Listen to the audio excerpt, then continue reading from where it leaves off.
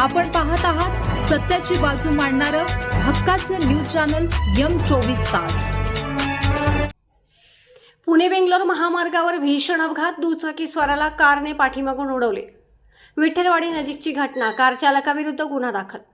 पुणे बेंगलोर राष्ट्रीय महामार्गावर विठ्ठलवाडी गावच्या हद्दीत हॉटेल यशराज समोर एका भरधाव कारने दुचाकीला पाठीमागून जोराची धडक दिली।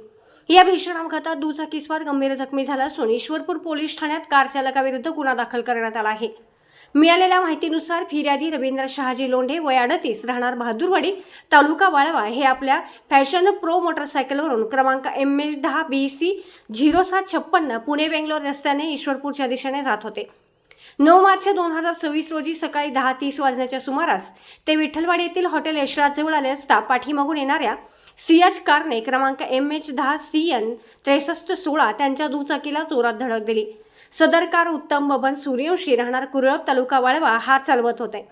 धडक इतकी भीषण होती की फिर्यादी रवींद्र लोंढे हे रस्त्यावर फेकले गेले आणि त्यांना गंभीर दुखापत झाली। अपघातानंतर त्याला तातडीने ईश्वरपूर येथील चैतन्य हॉस्पिटलमध्ये उपचारासाठी दाखल करण्यात आले। हॉस्पिटलमध्ये उपचार घेत असताना रवींद्र लोंढे यांनी दिलेल्या जबाबानुसार ईश्वरपूर पोलिसांनी कार चालक उत्तम सूर्यवंशी याच्या विरुद्ध मोटार वाहन कायदा कलम 184 अन्वये गुन्हा दाखल केला आहे।